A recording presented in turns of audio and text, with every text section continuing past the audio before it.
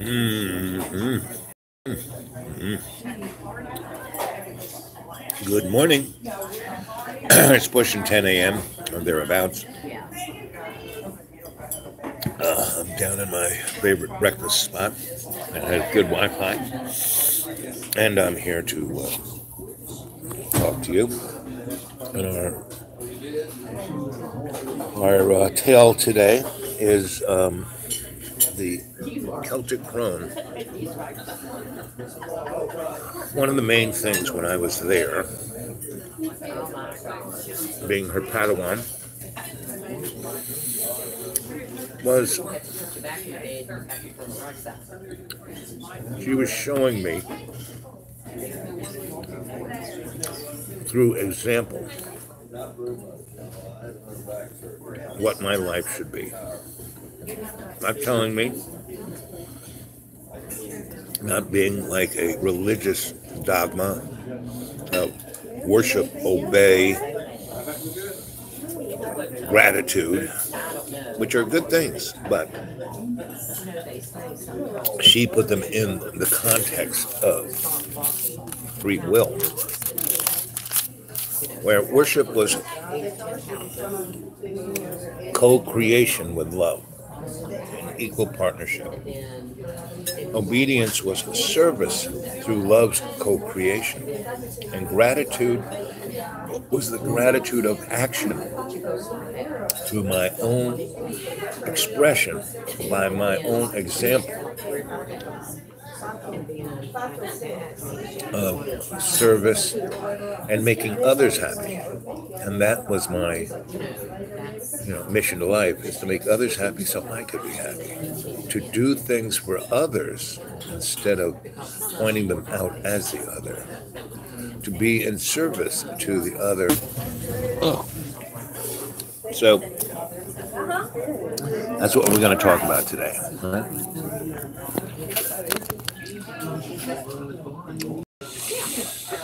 We're not here to create war, conflict, greed, suffering. These are all part of the illusion of the material world. This is all being created artificially. It isn't like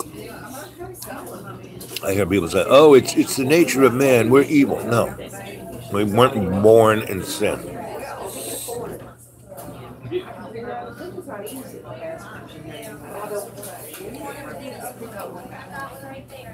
Yes, OWK.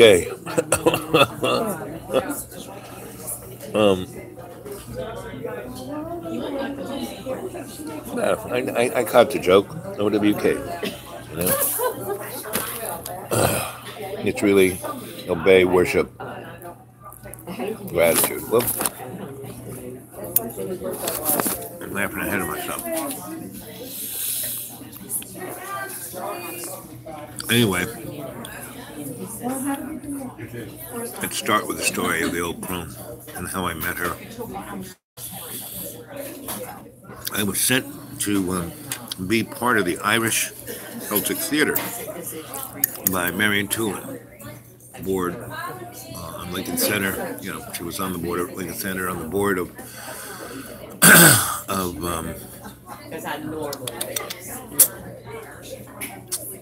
the how to get Carnegie Hall, and she was head of the Hofstra University Theater Department. When I kind of pulled out of school, she didn't want me to. Well, the first time I was going to, she didn't want me to, end up in Vietnam dead. So she said, "Listen, I have a space to send somebody to Ireland to study at Trinity. You want to go? It'll cost exactly what you're paying for here, everything. Airplane ride included."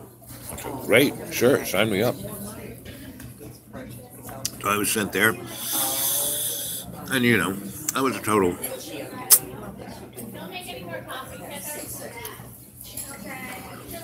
moron, and I sure didn't fit into the position of the Irish theater, and so they basically said, "Listen, we deal with all of the stories of the bards and the crones and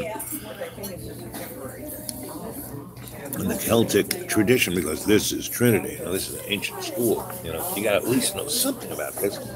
Now, before you can come into our theater, you're going to have to go study the Celtic history, tradition, etc. Well, again, some people might find that as, but me, it was like, I get to go to a library that no one can get into. They got secret books. Wow. Ooh. So I was in there, and no one in there, everybody was wearing, tweed suits, and I was like looking like a homeless guy, but with a Hawaiian shirt. And so I was there reading an old book, and it was kind of interesting in that it was in Greek, Latin, and Hebrew. And then there was a thing on the side that was in Gaelic. I was looking for the key, turning the book around to see any ancient book, even the Bible, the Torah, Quran. All sacred books are written in code, right?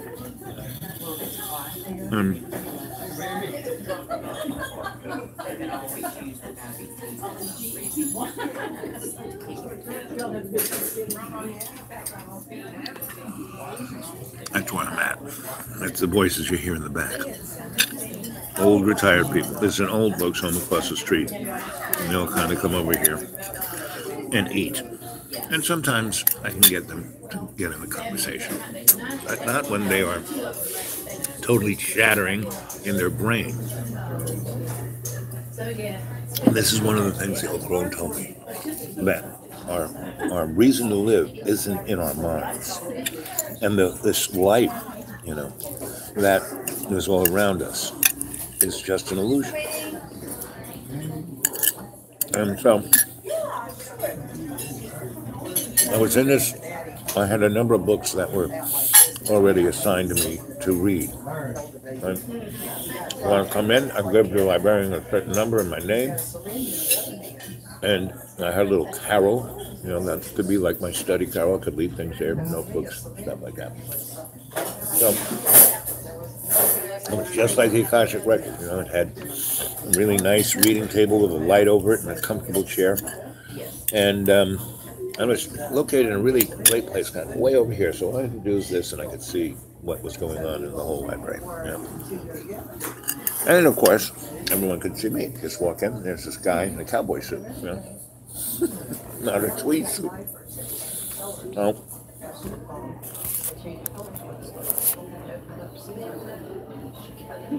So I'm there, and I'm twirling the book around. I'm looking stuff. I'm taking notes. And I have this smell. What does that smell? I don't know. Okay. And there's this homeless woman coming in with, a trolley. She's all dressed in garbage bags. And, when they brought this book out, I was wearing linen gloves, and I had a spit mask, one of those things that covers your whole face. With no food, no drink, no nothing. And so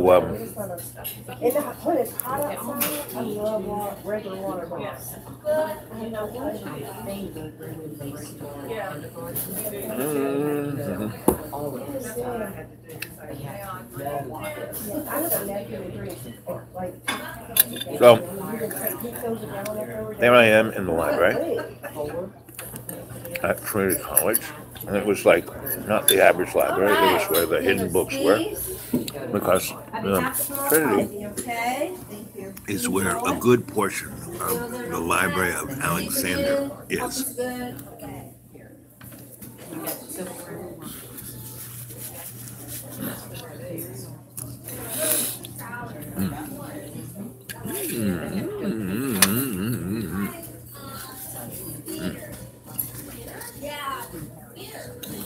Breakfast, my favorite meal of the day. I'm like a hobbit. I have my first breakfast, second, third, fourth breakfast before I get to lunch. But I had to cut that out. one breakfast snack.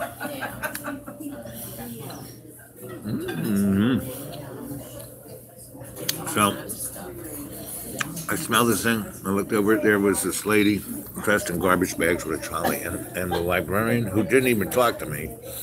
No one in that library talked to me. Treated her with reverence and respect, like a queen.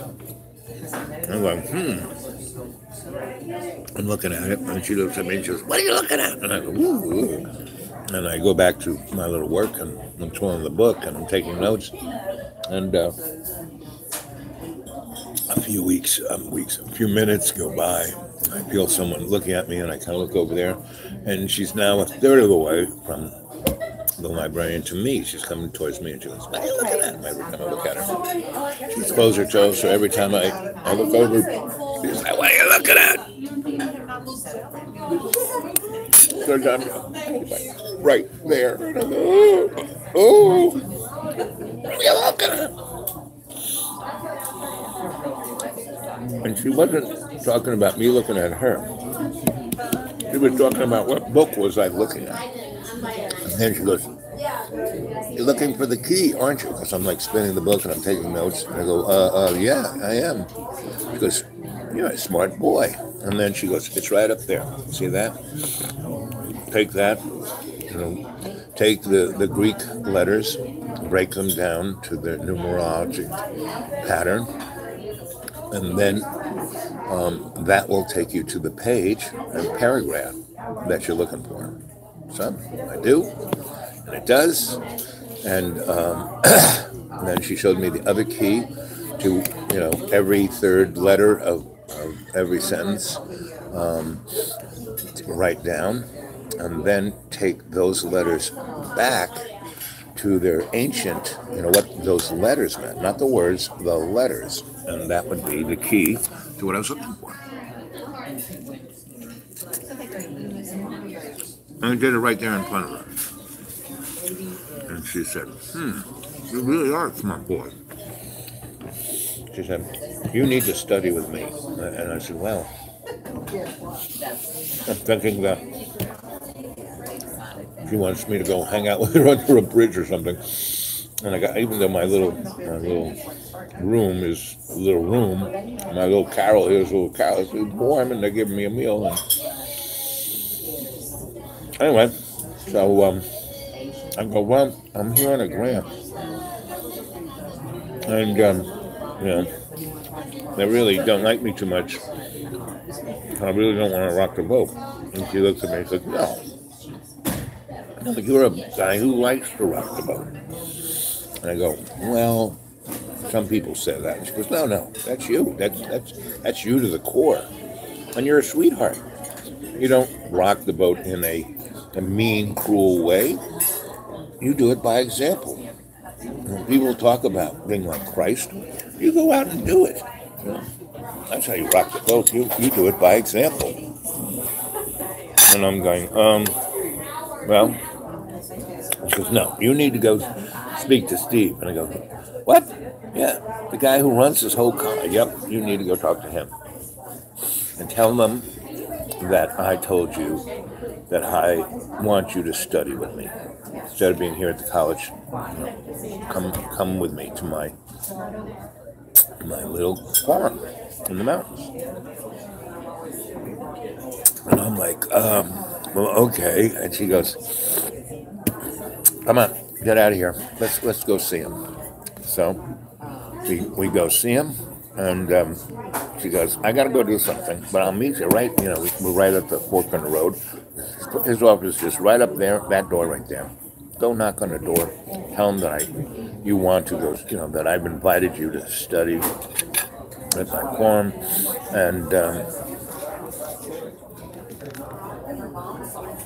And the beauty of these stories, gang, I love it that you're here in person chatting and bringing me information. But that's why I do these live chats on YouTube. They are still on YouTube. You can go back and watch them, right?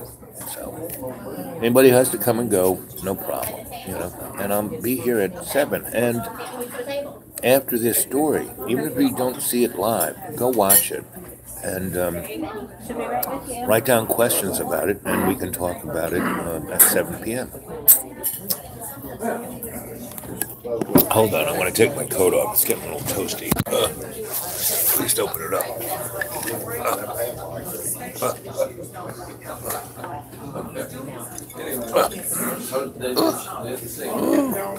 It's the top of my head.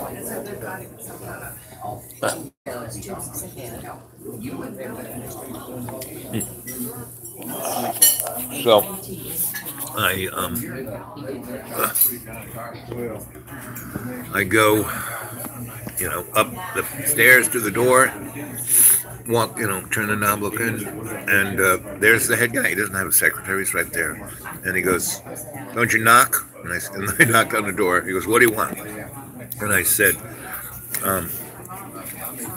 this old homeless lady told me that I should come to you and tell you that she, the old crone, wants me to study with her at her farm. He goes, "She talked to you?"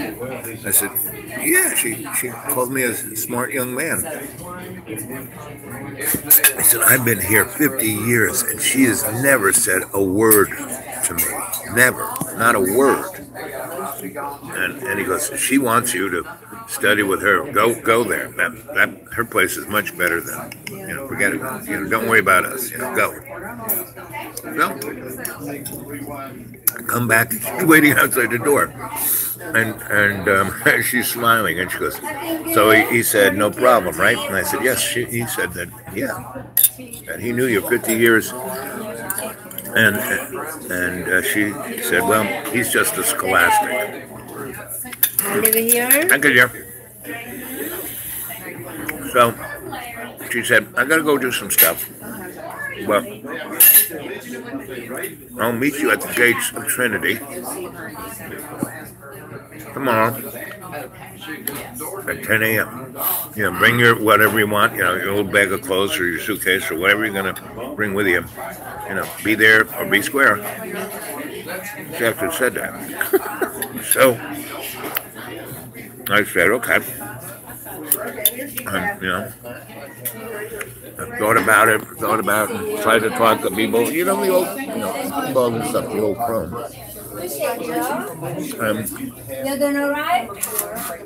So I was there at 10 a.m. and she showed up in a fire engine like that red, Jaguar XKE, right? And she was wearing a form-fitting red jumpsuit, and she had red hair and green eyes. And when I saw her, she had this scarf over her, so I couldn't really, see her hair. And her smell distracted me from seeing anything else. But she looked like she was 9,000 years old in the library. But in that jumpsuit, and she had this scarf around her neck, and she had these wraparound sunglasses. And this was a convertible. And she said, and I had a little rucksack, and she said, "Throw that in the back seat, get in." Got in, she goes, and she reached over me, and it had like a racing harness. And she said, "Here, let me tighten this way." She cinched me into my seat, and she hit, and we took off. And I think that XKE had 12 cylinders. That thing was like a rocket ship. And we were flying down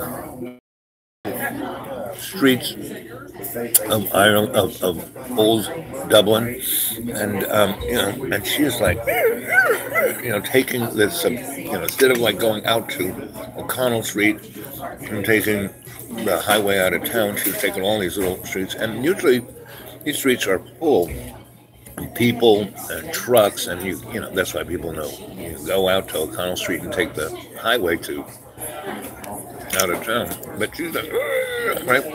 We pop out on the backside of Dublin on this farm road, county road, that we call it. Not a big highway, but it was tarmacked, and she is speeding like a banshee, right? And we are flying, and you can't hear anything. And she kind of looks at me, and I can hear her plain as day. And I couldn't tell whether I was hearing it in my ears or she was telepathically putting it in my brain, because I didn't hear the wind was blowing, and that's all I hear. But when she said something, I could hear it. And she said to me, "So, why do you think?" No, she said, "What do you want out of this?" And I said, "What do you mean?" She goes, "Well, you're obviously realizing that I'm a teacher of sorts, and I'm taking you to my farm where you're going to learn stuff." And I said, "Well, I went to sleep last night, and in my dreams," and she goes, "Oh, dream time." I said, "Yeah, in my dream time." And she goes, "Do you know what dream time is?" And I said, "Well, I've been studying it.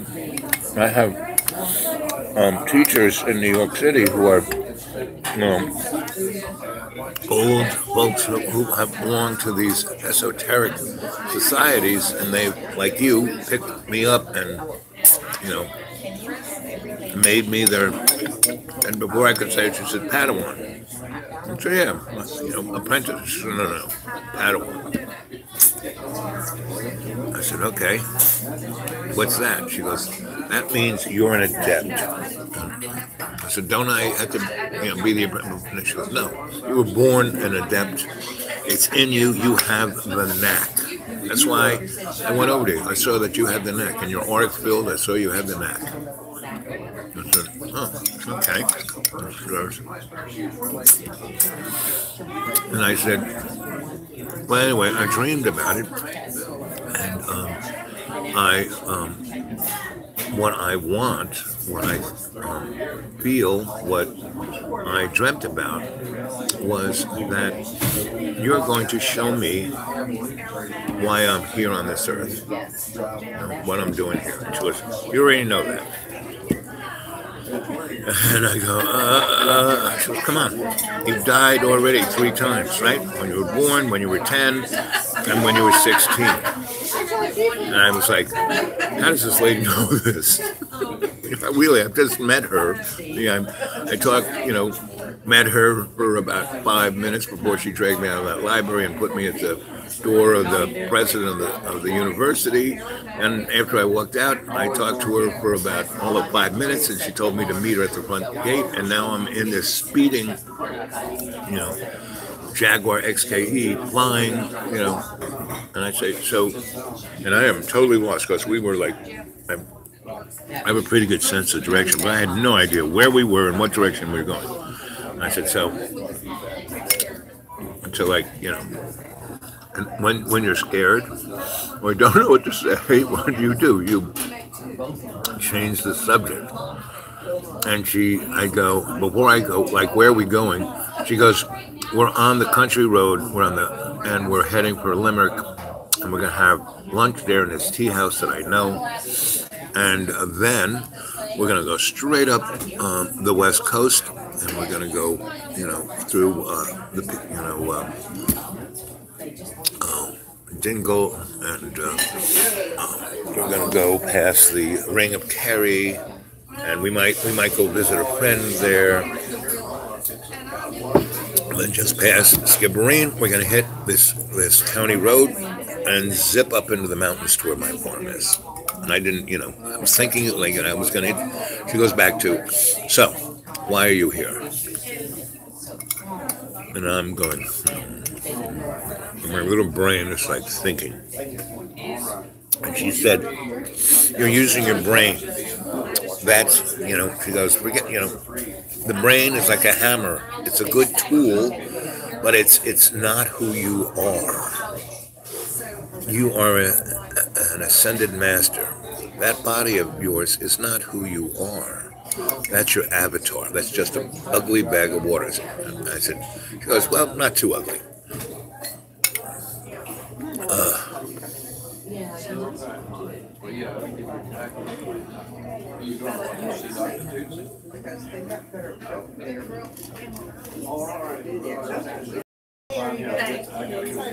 That's okay. You have a great day. Thanks, you too. Very good, Jane. We went into the Akashic Dreamland and connected our little golden threads. Very good.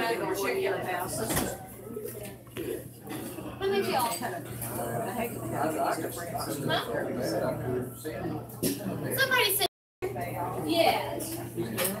Anyway, so Hey, you have these right now. she says, you are here to, not follow a religion. I mean, you went to she knew everything about me because you grew up a Catholic. Your godfather is a cardinal.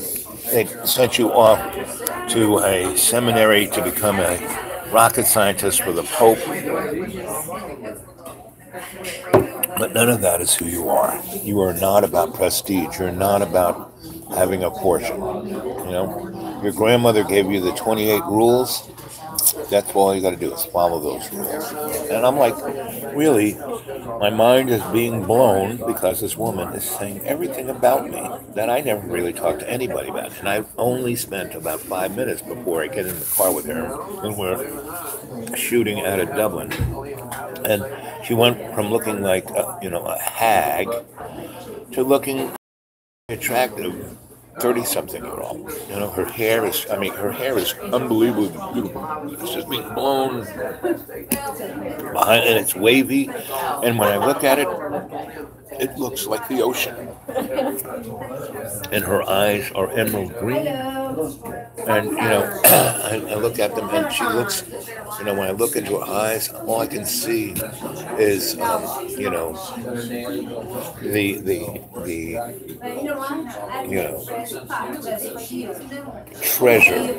treasure of the world, right, in her eyes.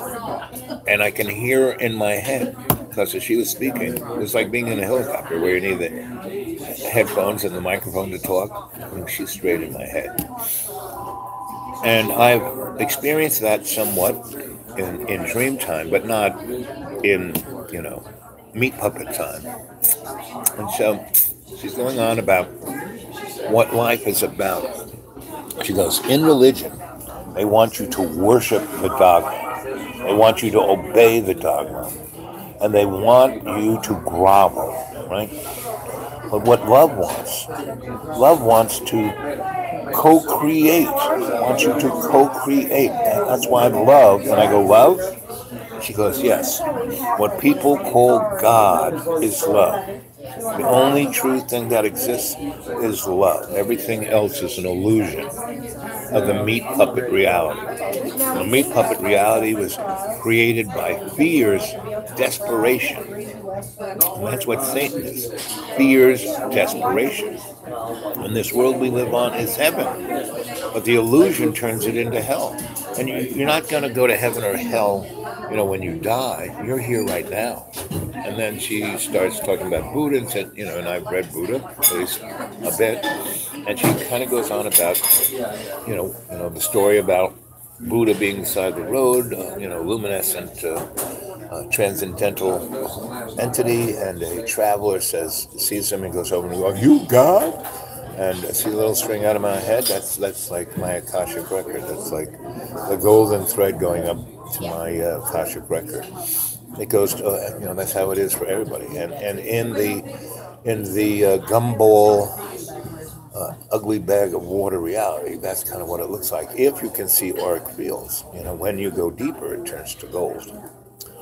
Anyway, she's giving me the 411 of why we're here. So we're here, study to worship, to co-create with love, and love is God. Love is the only reality, And instead of obey the dogma, we are in service through love's co-creation, right? And instead of groveling, we have gratitude. We show our gratitude through our actions. Actions speak way more than words. I don't know how many folks you may know who are Bible thumpers, and they don't even know their Bible, and they, don't do what, Jesus asked them to do. And Jesus was Buddha. Buddha was Jesus, and Vishnu, and all the other avatars that are in our cultural history, right? And they all live their life in the material, not living their life through their brain as who they are. No, their brain was just their filing cabinet, just their Rolodex of information. They lived their life through love's co-creation, right, through their actions and every day. I mean, if you read the Bible, and I got it right here next to me, it's interesting that you have all these pinheads who couldn't even read writing the Bible, Mark and Luke and John and all those losers. You don't see anywhere Jesus' writings, and he was, when he was 13, all the scribes of the Talmudic scribes of Judaism in that temple, was calling him rabbi, which rabbi means teacher, just like sensei means teacher, guru means teacher.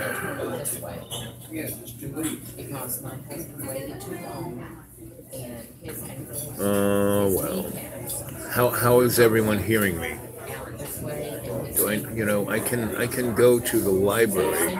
We've been doing this 31 minutes and 55 seconds, right? I am surrounded by the jabbering chickens of the squirrel in people's heads. So, you know what I'm going to do? I'm going to read all of your chats and comment on that. And then I'm going to sign off, and I'm going to come back. What time is it now? Like 10:30. And we'll come back around 2 o'clock, okay? And I will be in a quiet spot, like the library or someplace like that. Let's see, what do we got here?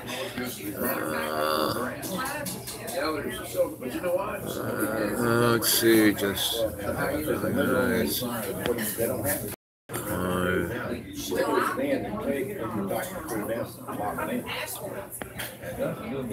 Yep. And remember, everything is the same but changed, and everything changes but stays the same. So that library in Trinity, I'm sure it's still there. I don't know if it's in the same fashion, because, man, I left Ireland in 1980, and I came back in 88,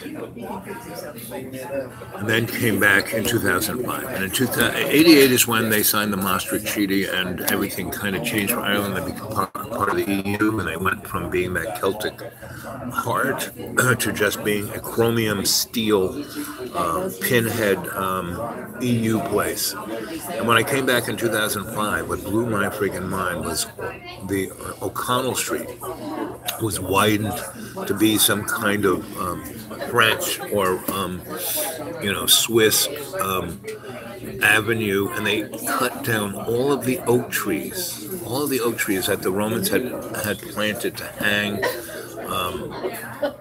the Druids and the Celts, right? And they cut the heart, the soul of the Celtic culture right out of Dublin and turned it into a big box store. Anyway, I mean, the tourists loved it, but it was no longer. I mean, the old Ireland was gone. You couldn't smoke in any pub. You had to be 21 to drink. When I was there, if you could get your fingers to the top of the pub bar, they'd stick a cigarette in your lips and give you a big glass of patties, which was hallucinogenic. Anyway, so let's read what you guys had to say here. Okay.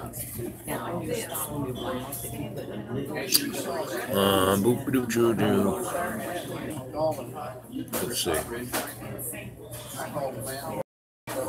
Yes, that's what I see. Very mystic book, that's right. And see, when you hear voices all the time, you don't need a psychotropic drug from the big farmer. All you need is to meditate and listen to the voices, because what people who can hear voices are like radios. They're just more finely tuned. Oh, the high-pitched buzz you hear is in your head. Okay. So can you guys hear me okay? You know, should I keep going on with the story? Can hear you fine. Good sound. Ambient restaurant. Okay. Pink noise. Almost 4 p.m. for you. Okay. 2 p.m. is good. Keep going. Okay, I'll keep going. So we're still in the car and we're flying, towards Limerick. And I don't know if you know about Limerick lace. It's the most famous lace, right? And where they got it was all the old ladies would eat mushrooms and start tripping. And, Ireland people, oh, it's always red, blah, blah, blah. No, it's always sunny someplace in Ireland. And if you know how to, co-create with love, you can move the clouds around and have the sun come out under you, The Crone taught me that one. And, I spent years in Ireland, and it would be raining across the street and sunny on top of me, right? I mean, I remember being in, starts with an F. I was in this town that starts with an F. It'll pop in my head. And, I come out of this nice little Irish restaurant where I've spent most of the morning talking to people and having a banger, you know what bangers are, a real Irish breakfast, which is like slimy eggs, sausage, and this blood thing, and really good oatmeal. Really, really good oatmeal. So that's pretty much, I said, I'll just have, no, you have to have the Irish breakfast, So, and they'd have these Irish buns that were quite nice. So, and cream and fresh butter and good stiff cup of tea. And in those days, I never freaking got a cup of coffee in Ireland or pretty much anywhere in Europe. The only place that had good coffee in Europe was Italy. So, and France, Paris. So, only two places. The rest, Germany, anywhere else, it was like Senka. This ain't coffee. This is... Anyway, so I walk out of this restaurant, and it's just pissing down rain. And before I get up and go out, because I'm sitting right at the window, I start doing a sit-in, right? And then doing the thing the old crone taught me. And it kind of stops. Instead of really raining hard on that side of the street, it goes to like misty, right? And so I still kind of doing that. And I'm talking to this guy, and he's watching me. He says, "What are you doing?" I said, "Haven't you noticed that it's really raining hard?" I said, "Yeah, well, this is Ireland. It always rains like that." He goes, "No." And I said, "Watch. I'm going to make it sunny on this side of the street, and it's still going to rain on the other." He says, "Oh." He's like, no, you can't do it. What are you talking about? I said, I'll bet you. How much money you want to put? She says, I'll give you 20 pounds. Well, I really didn't have too much money. And I said, okay, I will do it right now. But first you have to buy my breakfast. And if I do it, you give me 20 pounds. He goes, okay, it's a deal. So he pays for my breakfast. And I spend another 5 minutes doing my little crone thing, and we get up, and as soon as I open the door, the sun cracks out, and it's like sunny on that side of the street, and rainy on the other side of the street. And he is like, his little mind is blown. And when I used to have my esoteric school up there at the hill at the school, I never, I didn't have a website, I didn't advertise, but my folks who I had been in schools with, where we were all learning to become, sages and shaman and crones, and because I've gone to a lot of schools, so I have a lot of friends who do this, and people who are members of esoteric institutes that I was part of. And that's what we're building here, gang. We're building the Institute for Aesthetically Adept and Appropriate Technology. And our little chats are classes, right? So, anyway, my fellow adepts would send me students, right? And they said, well, we know you need money, so we're going to send these guys. And we're not doing it just out of the sweetness of our heart. We can't stand these guys. They're the worst of the worst. You know, they don't want to do any work. They're lazy. They're stupid. I said, no one's stupid. You know, it's a challenge. And see, everything that most people think is terrible is an opportunity to learn and take that forward step. Step. There's a frequency, hopefully not. Okay.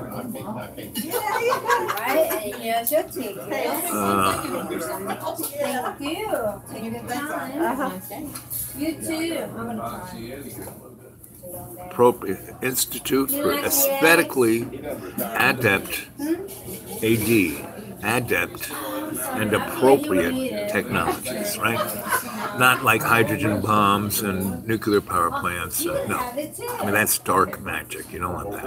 No, you want to be able to like make it sunny on one side of the street and rain on the other side without having to have a space-based weapon. So, appropriate technology. That means at every instance, there's an appropriate thing to do, you know, and that's called service, you know, and a service to, you know, within the construct, the adept and appropriate technology is when we are in connection with love co-creation. I mean, Saint Germain has a really good, if you were to go Google Saint Germain and alchemy, he wrote a really great book on alchemy. Go get that book. I'm sure it's on Amazon. I mean, it was in a, all his books are always frigging available, and to the point where they're in soft copy and in lots of different languages. So he's a great teacher. You know, he's an ascended adept himself. He's moving towards ascended master. And so, and that's what Jesus, Vishnu, Buddha were. They were ascended masters, but they were incarnate. They were in physical form, and they have never gone. They're still here. They're around. You know, they walk in. That's what walk-ins are. There are plenty of these, ascended masters who want to be around. When God wants to show up, I hate the word God, but when love wants to be in physical form. Basically, we give our vessel to be the avatar, her love's co-creation. That's what it's about. That's what heals the world. That's what's heaven on earth. So we can do this, right? So, so the institute, meaning the school, and because we want to get funding, we have to use that word institute instead of the word hambu, which most people have no idea. That's, Japanese word, Shinto word for the school or institute or home of the knowledge, right? And so, the Institute for Aesthetically, see, everything is aesthetics. If you go look at theology, go read Thomas Merton, if you want, and then all of the guys that he talks about, and there are all these physicists and all these scientists, and they were all adepts, or they're working towards it. They weren't masters. So, like Newton, like Ben Franklin. They were all aesthetics. And that's a kind of, so when you're wearing the orange robe and you got the beads and you shaved head, that's an aesthetic, right? Now, in the meat puppet world, they call it taste or fashion. And that like tourism. Tourism is the word for terrorism. When tourists show up, civil war is not far behind. So, because the powers that shouldn't be take everything that is cultural away from the people of that area. I mean, the grill in Jamaica is a perfect example. Any folks been there? You know, where sandals and hedonism is? Well, back in the day when I lived there, when Mrs. Brown ran everything, it was heaven. So, yeah, but you know, even where were we? Well, we'll just jump back towards. We're going into Limerick. So, what was Limerick? All these old ladies who were, you know, having psilocybin mushroom omelets in the morning, and then going out and they make lace, you know, with those little fine needles, and they, you know, it's like crocheting, but even finer. And what they would do is they would make the sun shine, and it had been raining, and you know, just before they go out, they get it to shine, and they go underneath a tree where their grandson has, you know, made a nice, you know, bench or chair for them to sit, and they sit there, and the sun comes through the oak trees and puts these patterns on the ground. Now they're tripping their brains out, and so they would crochet the lace patterns of the sun coming through the trees, right? And that's Limerick lace. So looking at Limerick lace is like doing LSD. Just like if you go to my blogspot, my xratted.blogspot.com, reading my writings is like James Joyce on acid, because that's what you know, when I write my novels, I think of Limerick lace and James Joyce. So that's that. So anyway, so we're pulling into you know, Limerick, into the city, and she. You know, we pull into the old part of town, not where the square is and where the hotel is and the restaurants are and the places where people, you know, tourists go and buy Limerick lace. That's made in China. Because the old ladies, you bought their stuff because they're mostly dead, you know, and so you just have to buy the stuff that people had in their attic, and now they know what it's worth. So it's like more than gold. And that's why gold is pretty irrelevant. The only gold that's true is the gold inside of you, right? Now that is what the alchemist is trying. The lead he or she is changing, you know, from lead to gold. Is the lead is the trace elements in your bag of water, you the avatar, into the gold of your superconscious mind, right? Where you are, you know, when you go to your sanctuary of your own choosing, through that door to the right from your reading table and your subconscious mind and your library of your Akashic record, that is the gold we're talking about, right? And when you put your foot coming off that bridge of your id, can I have a little warm-up next time it's through?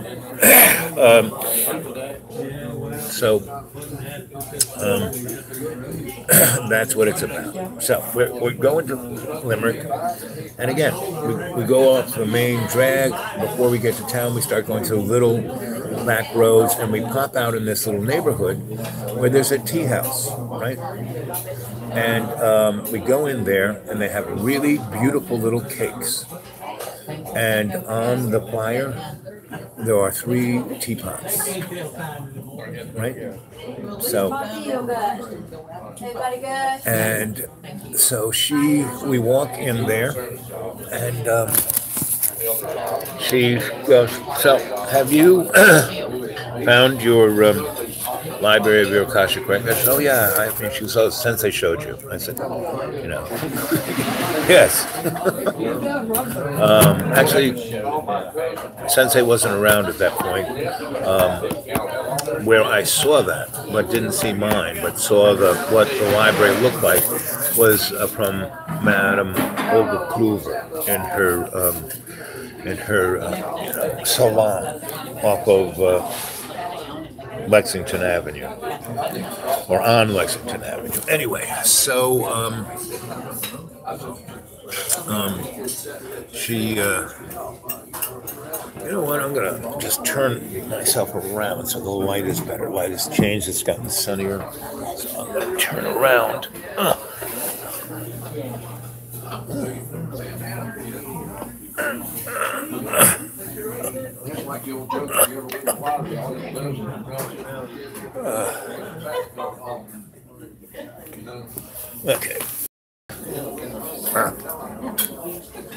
Is this any better? Yeah, I think it is.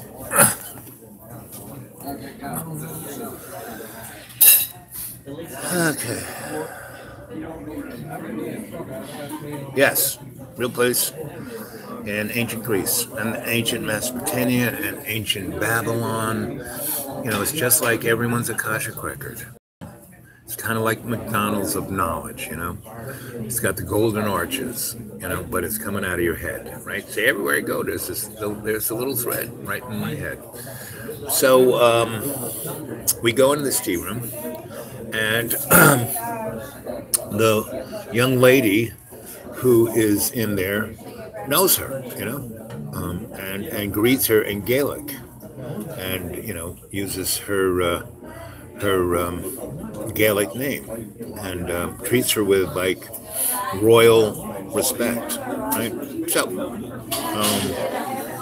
I say to her, you know, and she's looking at me, and she looks at the crone. So she goes, "The first pot." I go, and the crone goes, "Yep, first pot." So she brings the first pot, you know, puts it a little tea cozy. It's like a little coat for the teapot, you know, because she's taking it off the fire, and you know, it's a cast iron pot. It's like a stone, and she brings a plate of these unbelievable baked goods and a little a bowl of cream, sweet cream, and butter.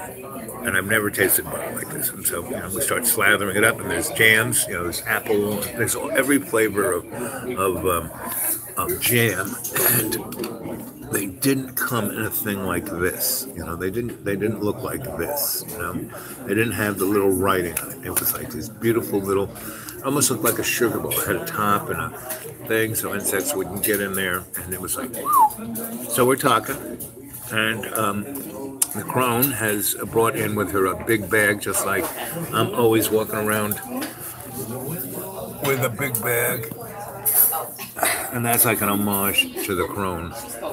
And she pulls out her cards, right? And she starts, you know, doing my tarot, saying, you know, what's up for our adventure. And she's going on and reading that. She goes, "Do you ever do the tarot?" She goes, I go, "Well, I understand the tarot. I know, you know, I've been reading and studying them for a number of years, but I wouldn't call myself a tarot reader." And she goes, "See, you're a smart boy. You're not going to call yourself something that you're not." And she goes, "If I ask you a question, if you don't know, what are you going to do?" And I say, "Well, I'm going to say, I don't know. You know, and do you know the answer, and can I hear it?" She goes, "That's why I picked you to come with me. You know, you are a griot. You are a seeker of understanding yourself. Though I've just started telling you about, you know, what really matters, and everything's an illusion. You know this. You know, your grandma's told you this. All the elders who you've hung out with have told you this. Not in the way I'm telling you, but they like laid it down for you, because I can see in your auric field that you already kind of understand this." And I'm like, "Yeah, okay." And so she reads my cards, and she basically says, "Well, you know, you're here to serve. You're not here to party. You're not here to do any of those things. But you're lucky. Part of your service is to have a good time and make other people happy. So, you know, yes, you know, your path is going to be difficult. You're every day and every way you're going to be challenged, but you have the love of creation always on your side, watching out for you. You know, you understand. You know, you intuitively live your life this way. You have the knack." And she goes, "You know, with great power comes great responsibility." You know, I heard that before the movie Spider-Man. You know, but it's true. You know, the Greeks talk about it. Plato talks about it. And, Socrates, Aristotle. You know, they all talk about it. So she's telling me, and she goes, "Close your eyes." And she puts her little hand on my hand. Well, not little, but, you know, her crone hand on my hand. And I feel feathers, you know. and I feel talons. And she goes, and you are a bird too. Your grandma calls you Wuziya. You are an owl. And other people, you understand what the owl means, and you're not going to call yourself that until it is the appropriate time. But that's the clan you belong to. And I go, well, and I'm seeing this. I see myself on a perch with all these other owls. And I go, okay. And she goes, and your name is, Alberto. And that's, in Latin, it kind of translates into that. So, Al, however you say it, right? So even though, what's his name, kept calling me A-L instead of O-W-L, it was okay.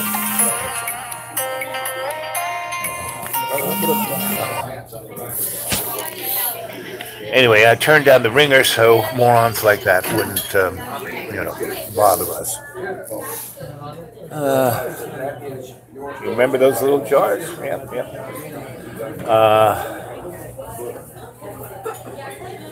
At Buddy Lyman, okay. Yep, a secret of underpants. That's been me. You naughty boy. Because when I was in that tea house with the old crone, who still, was looking pretty, she was looking a lot better than she did the day before in garbage bags. The woman who was, she was, basically standing. She didn't sit down and join the conversation, but she was like ready to do whatever the crone wanted her to do. I mean, she wasn't in the kitchen. She wasn't behind the counter. She wasn't, there was nobody else there but us. And she was just standing over there, and the light coming through the window made her look, and she was somewhere between 19 and 25. And she just kept smiling, and like, the crone's back was to her, and I was facing her, and so that's what you said about underpants was, hey, I was 21, so she's smiling at me, I'm smiling at her, and the crone said, because she goes, that woman who's right behind us? And I go, yes, and she goes, she's one of my adepts, and she is quite a lot older than she looks, and she has lots of experience, and if for any reason you to be sliced into, chopped liver, you would be. She would do it, So don't think this girl is just a sweet little thing. She has been trained in every martial art there is. And I'm going, and she goes, look around. Why is there no one in this tea room? Because when you're out on that street, unless you belong here, you can't see it. And I'm going, I don't doubt anything the crone says to me at that time. And she goes, and you will meet this young lady's sisters all through your life. And those pictures I showed you of the two girls who came from Ireland and just showed up on my doorstep and stayed with me for about 6 months, they were like that young girl. One was, the old crone's great-great-granddaughter, and the other one was, one of her Padawans, who had a big ego, who thought she was hot stuff because she could do this stuff. She shouldn't be doing it, just like I wasn't calling myself Owl or doing a lot of the things I could do. I did them, I was shown how to do these things, and my teacher said, okay, you can understand this stuff, you can study this stuff, but you can't wield the sword until, you are an adept. And then you can't really wield the sword until you're a sensei. And you really shouldn't be wielding the sword until, you are on the path of ascension. Anyway, but there are points, and so she was reading all of this stuff in my tarot cards, and as she was doing it, she was not just reading them, teaching me how to read the tarot better than I knew, right? And I was like, okay, and then we were done with the throw, and she put it back in the pack and put it back in its little box and then put it back in its sock. These socks. And So then she said, okay, I'm going to show you. She said, did you ever read tea leaves? Anyone show you? I said, again, I studied it. I've looked at it. I would not say I was a practitioner of it. And she goes, okay, very good. So she shows me the tea leaves. And then she invites the young lady to sit down, right? And, she's, does the tea leaf thing. And then she has the young woman, who could be anywhere between 19 and 119, and she says, I want you to read his, tea leaves oracally, and so the woman said, fine, and she sat down, and she started reading them, and she was reading them in Gaelic, and the old crone was kind of translating it for me, and basically, my tea leaf said that I had multiple paths. This was like a crossroads for me, and that I would spend a large amount of time with the old crone at her farm, and at a certain point I would, it was like so you would be living in deja vu the whole time that you were at the farm. You would be having these, deja vu experience all the frigging time, right? So, okay. So, and then she said, you will see me and my sisters again, all through your life, when you are at the crossroads of these paths, we will come into your life. And though we are not, part of your Akashic Records totems or librarian or your guardian angel, we are there to be with you through this whole journey. We are part of your cadre. So when one of you guys said that you were the cadre, that we should be a cadre, or we are a cadre, it's like, yeah, okay, you're like those. And I used to call them my chorus, because they all could sing beautifully. And they all played either the penny whistle or the dulcimer or the guitar or the violin, right? So whenever a beautiful young thing would come into my life and sing to me, I knew they were part of my chorus. So when you hear me speak of my chorus, that's what I'm talking about.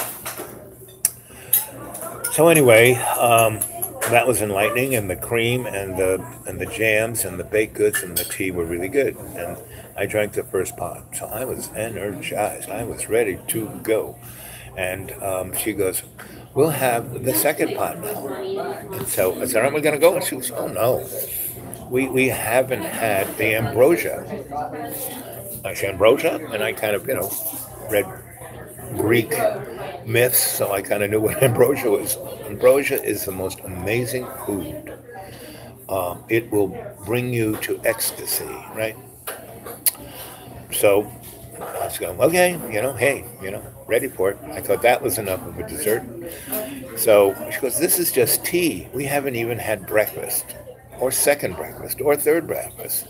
Then we're going to have, dinner and then supper, but this is just tea. And I go, oh, I thought tea. She goes, no, that's English, this is Gaelic. I go, okay. So she brings the second pot with its little cozy, and brings this bowl of cream, and it's got layer upon layer of like fruits and every kind of yummy and crusty thing. And it's just unbelievable. And she spoons a big bowl of and we started eating, and they gave you little teeny spoons, so you could you have to eat it like little tastes, right? And so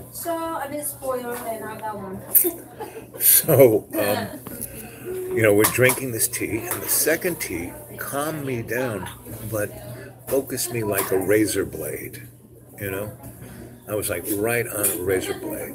And instead of cutting my feet, because I was barefoot on the razor blade, I was tasting the ambrosia, so I was in ecstasy.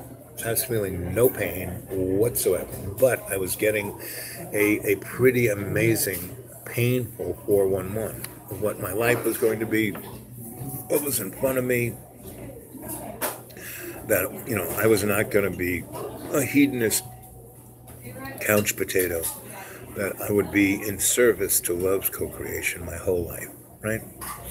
And, but by eating this ambrosia, by being in ecstasy, I was really realizing that this path is better than any, what I did for 10 years for Desperate Lawyers, being a rich guy, leaving unbelievably hedonist, going to nightclubs and private islands and jet setting it around. This was far in this little tea room, eating this dessert and drinking this tea was more of ecstasy than anything that I experienced in 10 years working for the Desperate Lawyers. And I was, forget 4-star hotels. I was in like 10-star hotels, So this was, this again was that kind of deja vu. Deja vu, you're going down the road on these tracks, and then the switch is turned, and you have a choice, go this way or go this way. And when you choose a path and you start going that way, that's why you feel you've been there before, because you got a foot on each of those tracks, going one foot going one way, one going the other way, and then you kind of snap like a rubber band into it. And every time I meet a member of my chorus that comes into my life, and they do, that's like, okay, the little fork in the road's coming. And but it started with this experience in this tea room with the Crone, her dressed in her red jumpsuit, and her red hair, even though it was wavy, when the wind wasn't blowing it into perfection. See, when the wind was blowing through her hair was perfect. When she was sitting in a place like the tea room, it started to go afro. Just, wow. And it would go into crazed weaves of patterns that were like, once I realized they were patterns, I started drawing them in my little notebook. So, I keep having these composition notebooks, right? I always had them, but I really got into them because the old Crone, when we got to her farm, she had boxes of these things. I don't know where she got them, but they were all really colorful and really great, And she probably went ahead in time to the Dollar Tree and bought boxes of them. But anyway, when we were eating the ambrosia, she reaches into her bag, and it was like Captain Kangaroo. If any of you remember Captain Kangaroo, her bag had whatever she had, the bag, it had it magically. So she pulled me out a nice little book, a composition book. It said composition. It had a pen that was connected, so I'd always have a pen. There was a string too, right? And once we started eating ambrosia, I want you to things will pop into your mind, just write them down. So you don't write them down, you'll forget about them, or forget about how they really were exactly. And this is how you're going to communicate. You're going to just keep writing the stuff, and it's called journaling. And then you're going to start writing longer and longer things after you read stuff. And you are a bard. You are a teller of stories. You are a griot. I mean, she's the first one who told me these things. So I am like really feeling no pain from the first, and I feel really energized, and I'm sharper than a razor blade from the second thing. And the ambrosia is like putting me like woo, and I'm eating away. And the girl who's sitting next to me I can feel her like she's oozing into me, and she's eating ambrosia too, so that's why we're oozing, and she's just like smiling at me.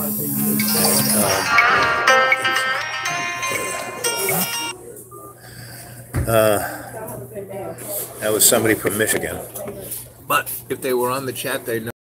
I'll try them later. It's just probably somebody trying to scam me. Anyway, if I don't, realize the phone number, I don't pick it up, pretty much. Anyway,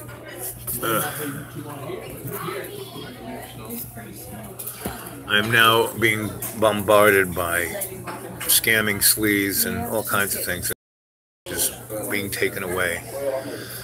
Okay, so I think we've been talking now for an hour and 9 minutes and 26 seconds. So when we get to 1 hour, 11 minutes and 11 seconds, I'm going to say I'll see you guys around 2-ish, between 2 and 3.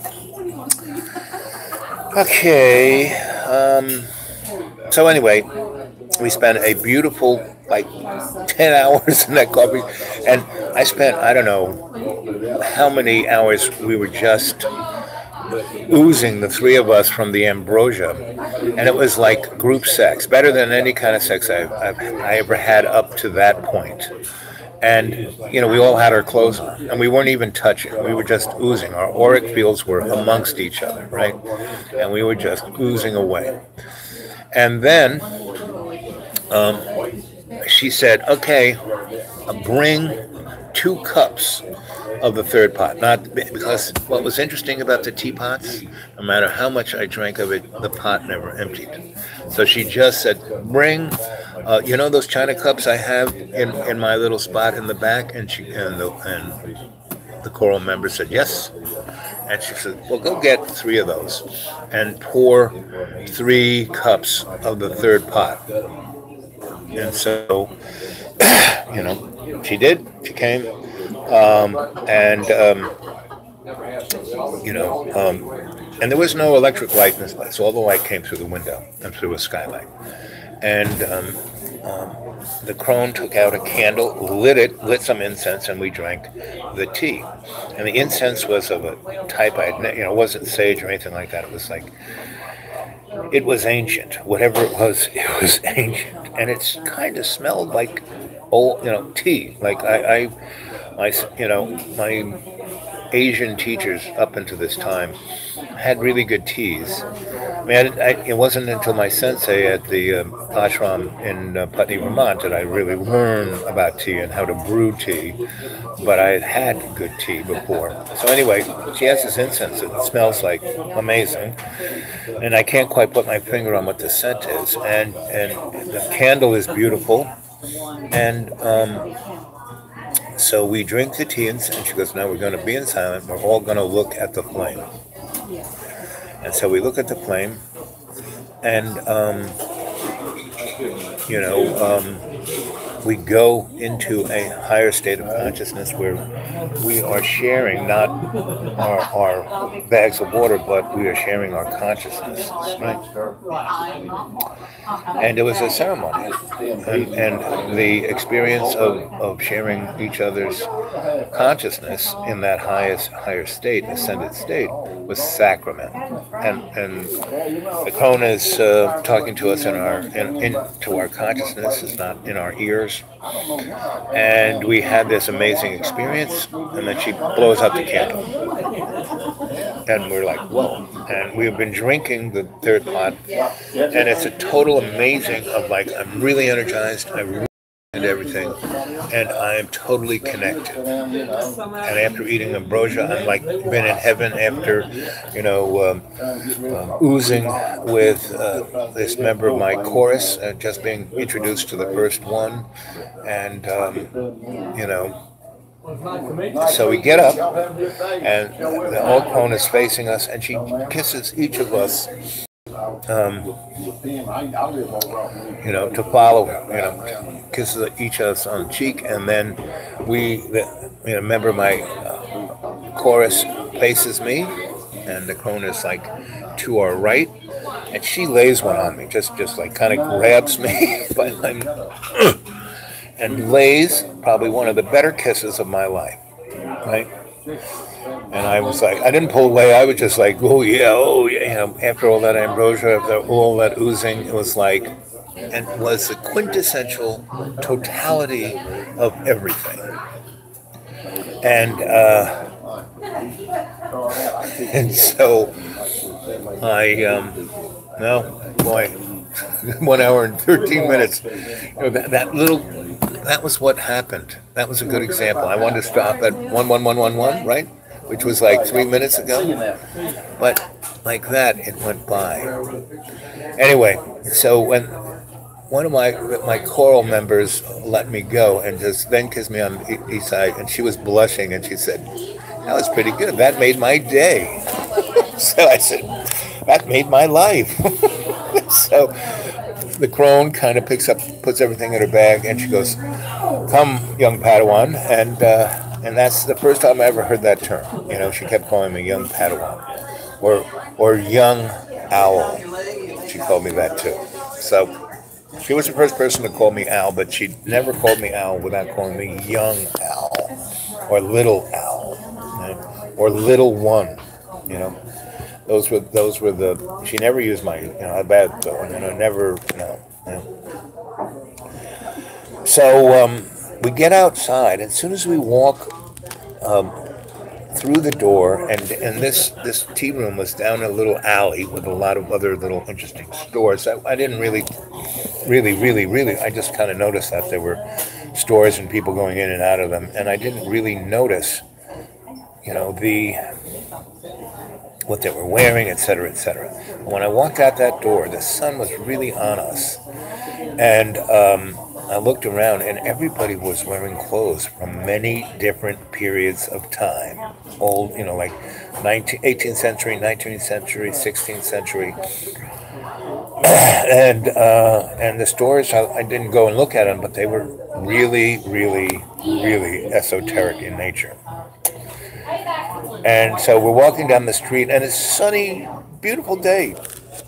And the crone pulls out of her bag a big umbrella. And she opens it up, and I'm not saying anything because I'm still oozing from that experience. I'm not saying nothing. I'm just like being very observant, noticing and taking everything in that state that we get in when we're in our Akashic record, really observant.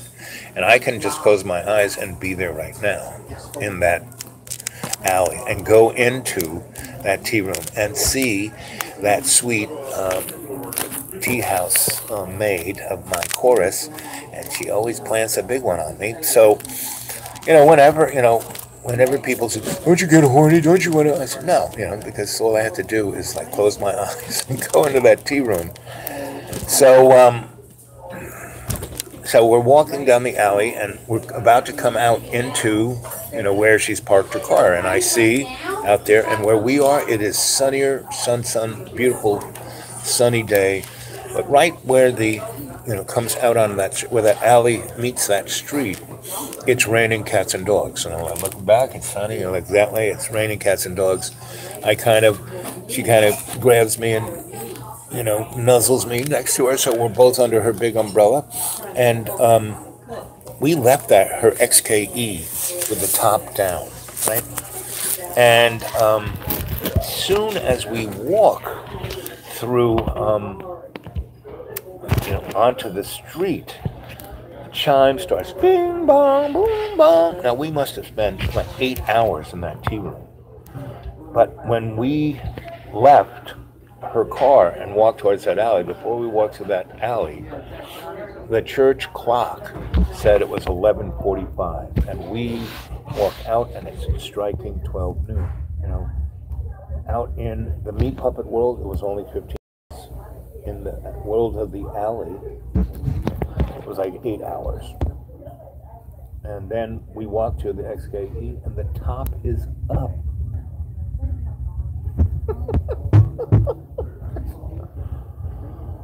We get in, and we no longer speed like a rocket ship.